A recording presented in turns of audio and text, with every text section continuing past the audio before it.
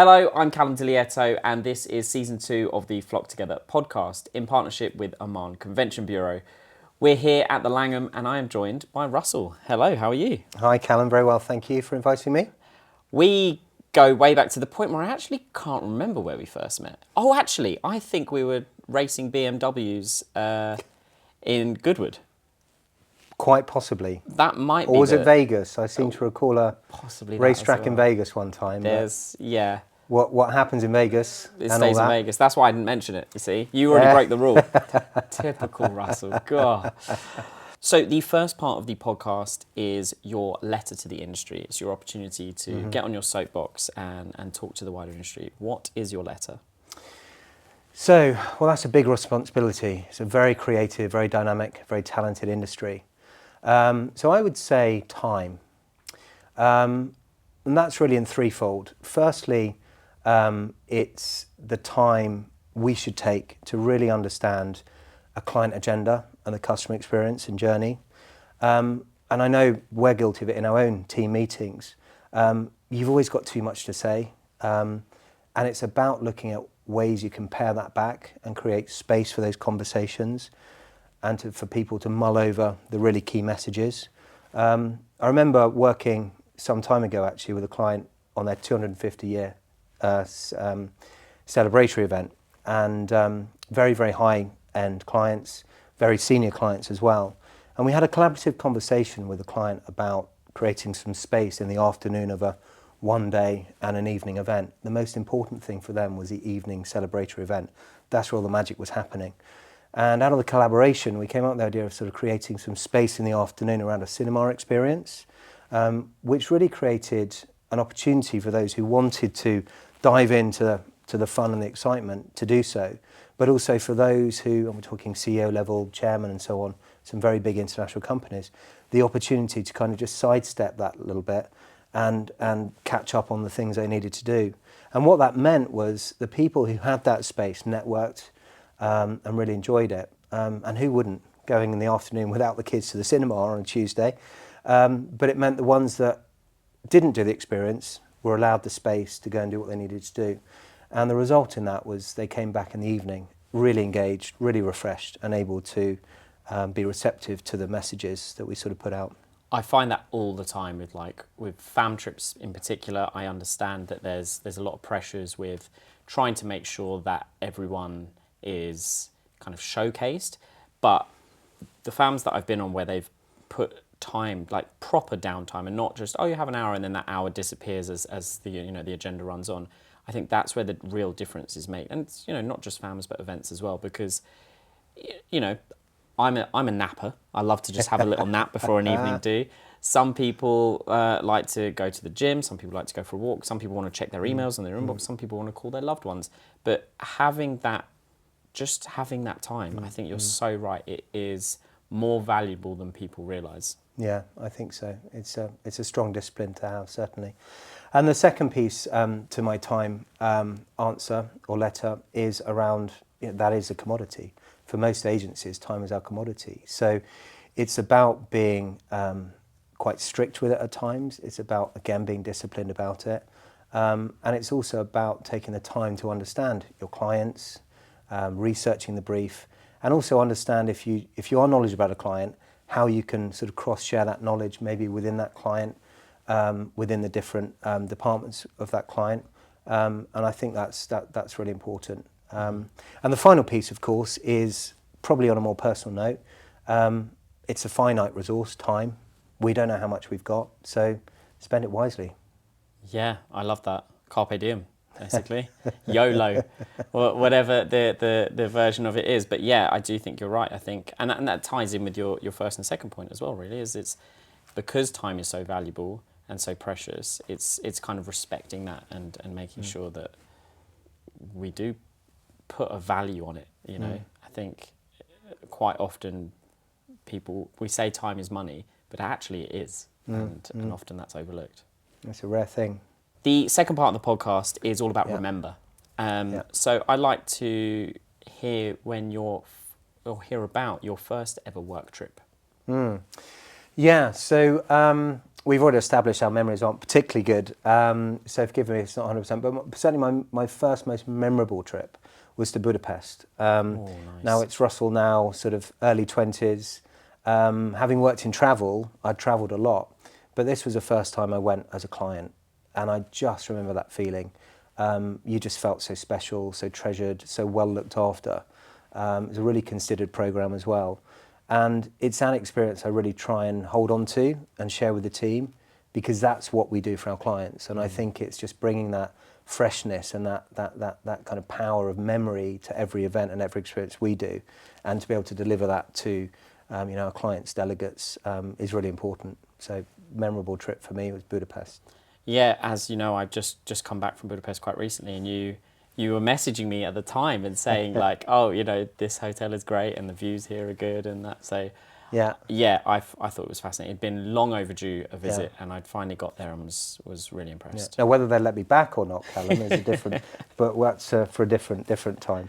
With most destinations in the world, I think that's the question. You're ticking them off, but also crossing them off at the same time. That's it. And qualifying them. Exactly. Yeah. And what about your most recent work trip? It was last week, and we went down to Bovi, as in Bovi Castle. We were corrected because we all rocked up describing it as Bovi, but we're reassured by the locals that it's Bovi. And I think for me, it was a 3-hour drive, and you think, wow, 3-hour drive. But then when you break it down, you think if you're getting on a flight or a train, or where can you be in 3 hours, especially with still, I think, some of the snag points at the airports and security checks and so on, and the stress of all that. At least when you're driving for 3 hours, you're in your own environment. Yeah. And I think I'm probably quite guilty of that myself, where sometimes forget just the variety of product we have in the UK, and that actually, 2-3 hours out of London, you can just be in a very, very different destination. So it was Bovi. You're right. I think sometimes we can be very London-centric when we talk about the UK or experiences or even luxury, but actually there's so much. On such a small little island, there's such a variety of experience, which I think is quite unique.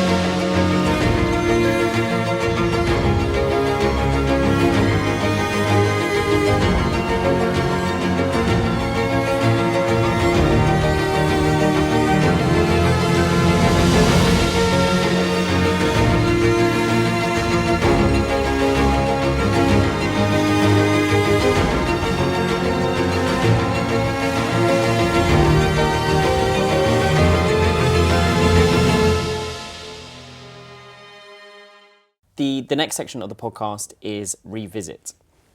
And that I'd like you to kind of, if you could go back in time and teleport your mind back into your previous destination experience that you'd had, which destination would it be? So for me, it'd probably be Italy, but probably more specifically Puglia. I just think they've got the right attitude to what's important for me. It's about friends, it's about family, it's about food, and a bit of wine. So it's got to be Puglia, completely full of soul. I'll always be biased towards Italy because being half Italian, but I do think wherever you go in Italy, it's good food, good wine, good people, beautiful. I don't think there's an ugly part of Italy, not that I've seen anyway, and yeah, you just can't go wrong. And if you could make any hotel a home, which would it be? Well, we're all quite blessed in this industry with the amount of hotels we get to experience. We have to pinch ourselves sometimes, especially in environments like this. But for me, making it a home is quite a specific thing. So probably for me, Reed's Palace in Madeira. Oh, okay. Yeah, you've got the temperature throughout the year. It's a very fine climate. Breeds, I don't know if you've been, is really an institution. Yeah, and it's a special place. I haven't been to Madeira, but funnily enough, a friend of mine was talking like we should go this year. And I don't know if this happens to you, but as soon as you go on Instagram and you look at one reel of a destination, suddenly my entire algorithm has been Madeira, and it's opened my eyes. Like I'm like, wow, this is an incredible destination that I really had overlooked. But yeah, I think if my Instagram has any say in it, I will be going there this year. I don't think you'd be disappointed. The next part of the podcast, I would like you to reimagine your role and reimagine an incentive, but this time the incentive is for you. It's not for a client, it's for you.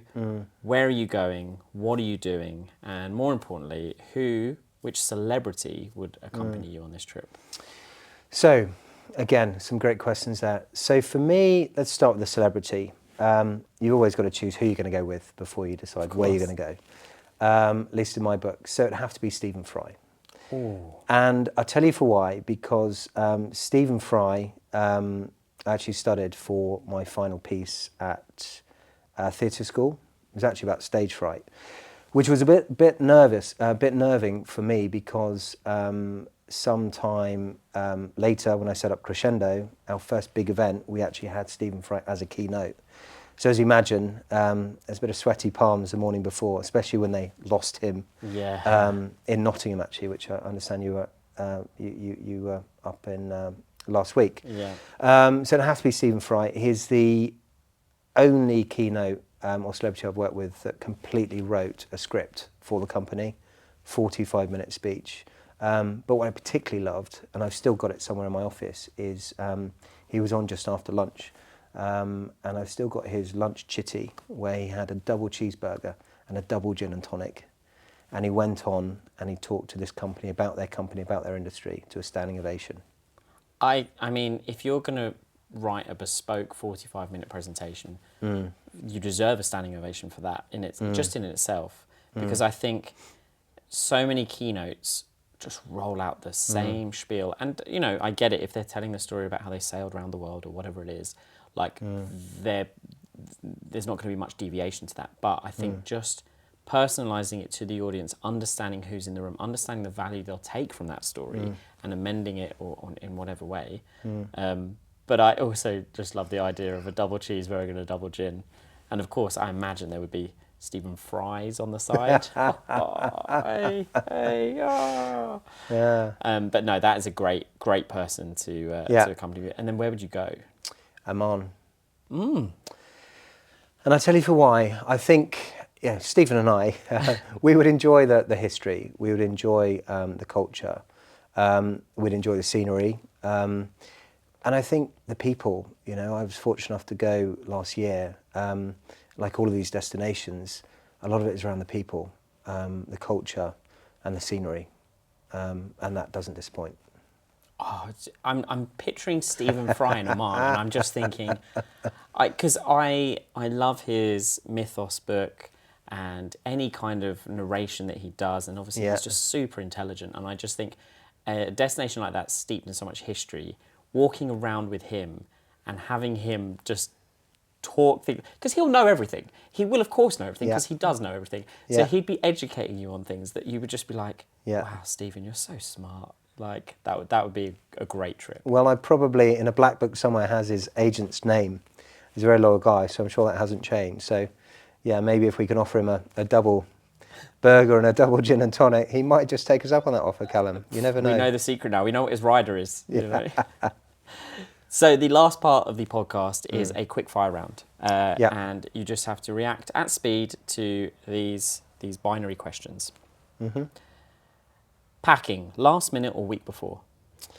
Last minute. Carry on or check in? Check in. Airport lounge or shopping? Airport lounge. It's no doubt about that one. You're like, the others you were like, but you were like, no, airport lounge. Yeah. 100%. Aisle or window? Aisle. City or nature? Nature. Kind of guessed from your Stephen Fry experience there. Lay-in or early start? Early start. Yeah, you went to the gym this morning, didn't you? I did, yes.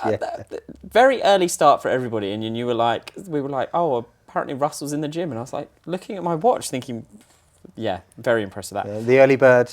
The early bird Yeah. catches the workout. You know, That's the one. poolside or seaside? Seaside. Planned or spontaneous? Spontaneous. Breakfast, hot or cold? Hot. If I've got a bit more time. Yeah. What would you go for? Full English. Classic, of course. Full English. And finally, hotel room service or hotel restaurant? Restaurant. Where the people are. Nice, I like that. Well, thank you very much. It's been an absolute pleasure to have you as part of the Flock Together community, and some wonderful answers. Thanks very much. Thanks for having me.